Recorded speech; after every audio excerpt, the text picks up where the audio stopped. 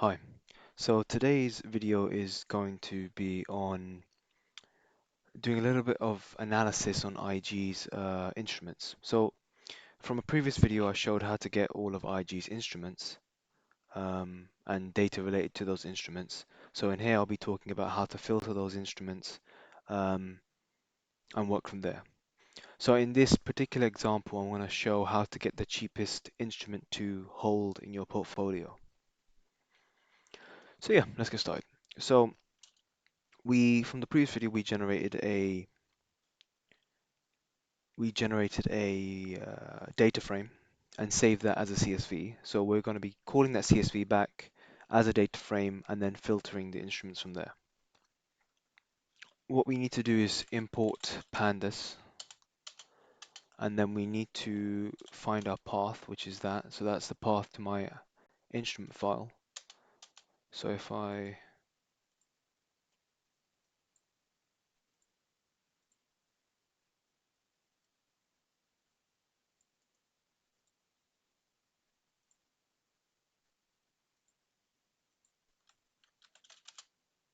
so you can see results.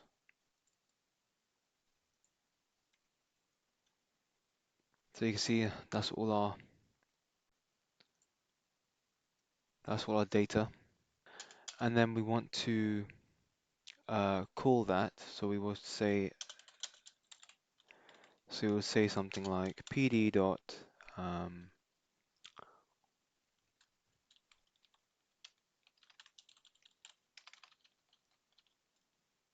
hang on, I've got an example here, so it's best to use what already exists.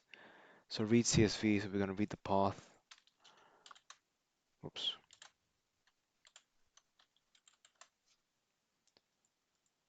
So we do it that way. We've called the data frame, and then once we have the data frame, because of the way the file is, it has this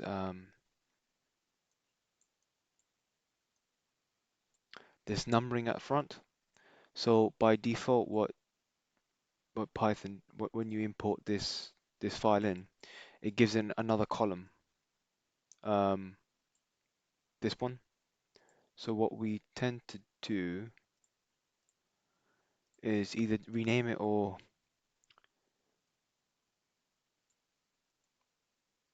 use it as a base index. So that's what we're doing here. So to recap, we're getting the file's position or location. We're then reading that as a data frame. We then get that file. We change the column name to number, and we set it as the index for the data frame. So to show you it working,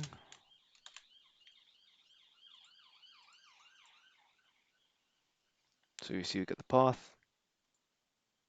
We then read it.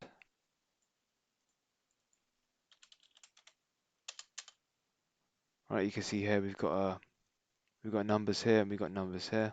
So ideally we don't want duplicates.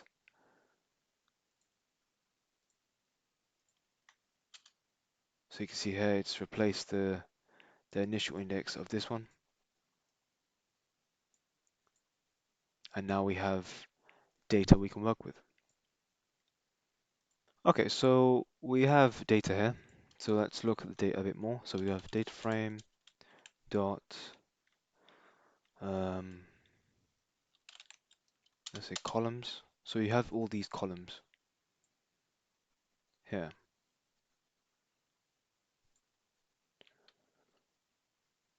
Now what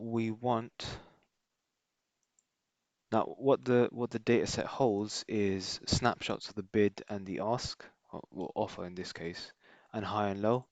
Now some instruments might not have these values and they may be set to none. One issue I found was that these weren't none like NumPy nuns. So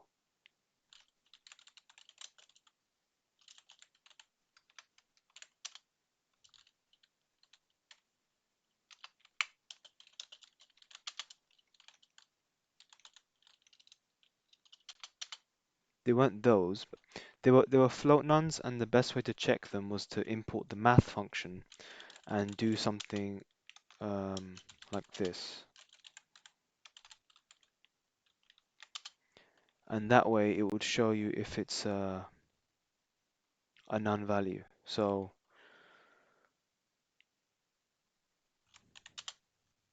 you can see there. So let's try this again. Yeah, so you can see if you in this data frame, if you have values that look like none, then they're not necessarily NP NumPy nuns, they're float nuns. And so if that's the case, you would want to do something like this. And then that way I mean, in this case, you'll put a variable here and then put the float. You'll put the variable here and then put that there to check it if it works. But you get what I'm talking about. So yeah, if we say data frame bid, you can see these are the bids for all the instruments. Um,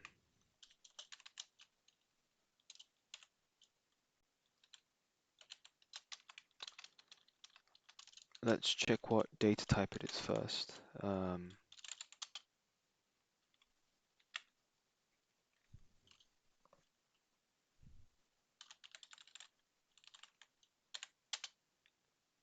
Also, we're saying it's a float, so we know their numbers. Um, let's see if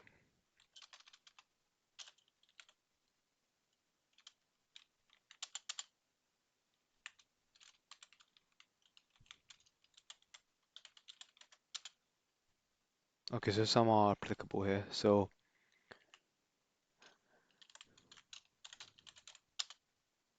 these under the data set I've got, it states that this ADR Fidelity National Information Service yeah, and Leverage Shares Apple ETP, they have none values for their bid.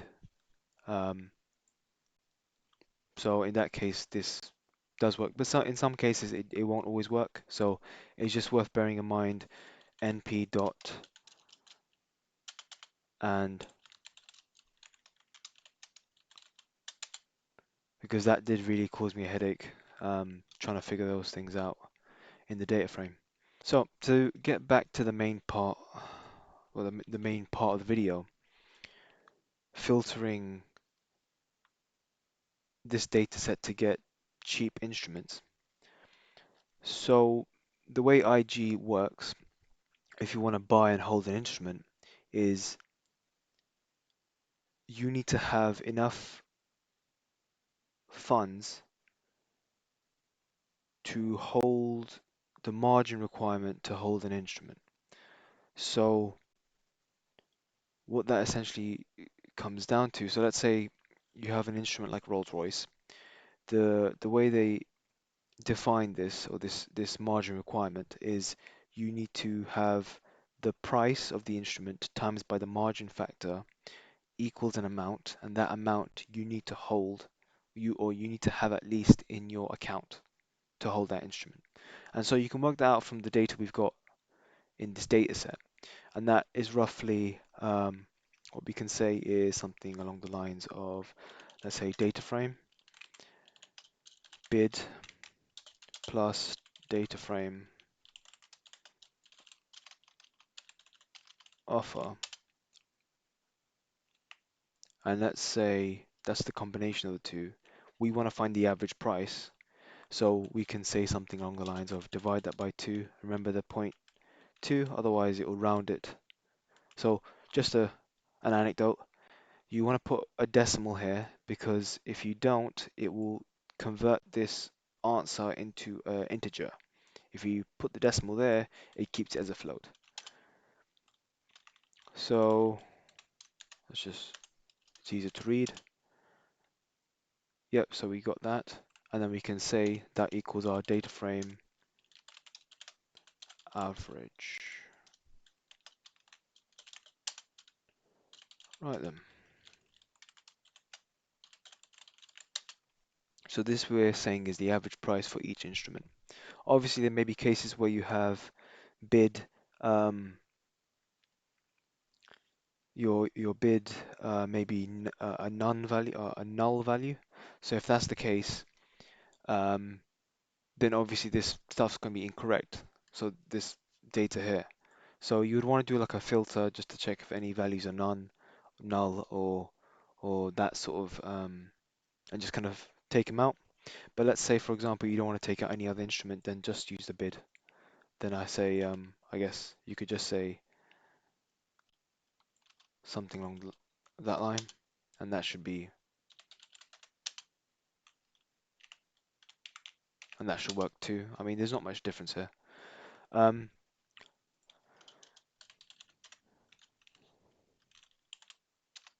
so now what we need to do is find the margin factor. So if we say dot columns and we find the column for the data frame, which is margin factor.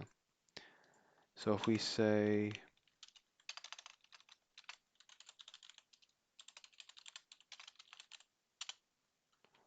25, 25, I believe this is in percentage form. So what you would want to do here is divide this by,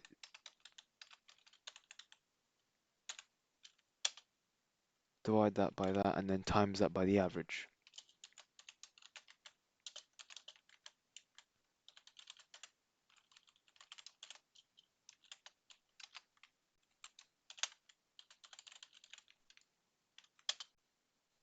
And that basically shows you the margin requirement you need to have in order to buy an instrument, right? So you would need to have 469 pounds and 20 pence to hold that instrument, as an example. So obviously we want to save that into our data frame. Let's save that as simple margin rook, because we want to keep names short. So if we say now,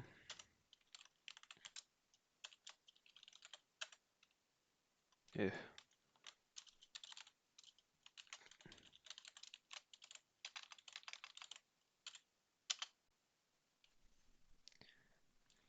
now let's say that we want to sort that by the instrument that requires the least amount of money to hold. So what we can say here is a nifty function sort by sort values. Yeah, so this basically allows us to sort by columns. So we can say sort by simple margin require, and that gives us that. And obviously, I mean, this one, they're saying that would be roughly like what, 2 pence? It's incredibly small. So obviously there was some sort of error. Maybe it's a null value um, there.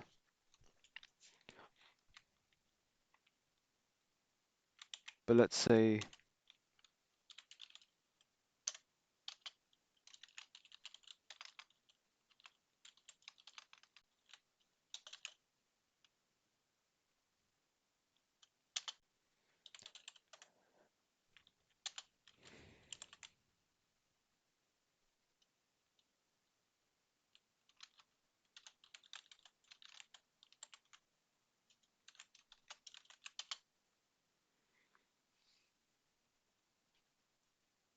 so obviously it's a negative, which is even more confusing because that makes it mean that they'll pay you to hold the instrument, which is very odd. But yeah, so obviously there's some errors here. Obviously, IG's data is not great. They do throw a few errors here and there, and sometimes instruments do go into negative on the demo account. So it's just, yeah, it's not great, but it's just sometimes you need to use a bit of common sense to work out what's good and bad data. But let's say something like we want to find simple margin that's bigger than 0. Well, actually, there will never be a case where it's smaller than 0. Let's say 1.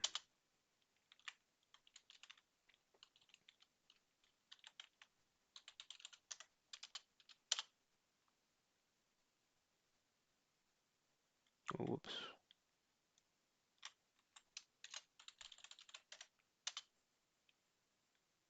Now, another thing to bear in mind is that where the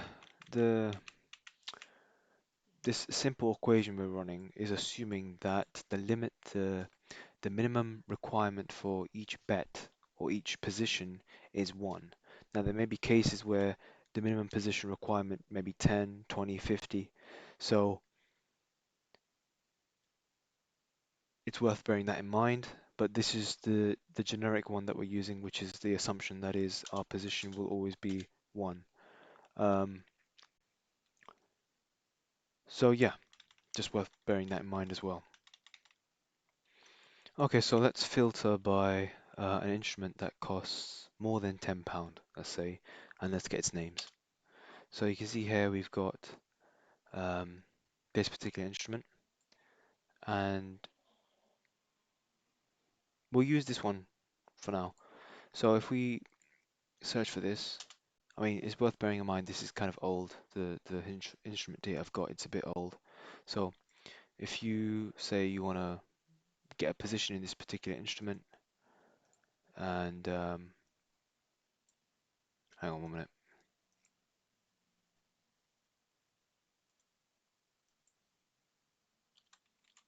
Yeah, so let's say you want to get this particular instrument, and you want to sell it, and you want to take a position size of 1.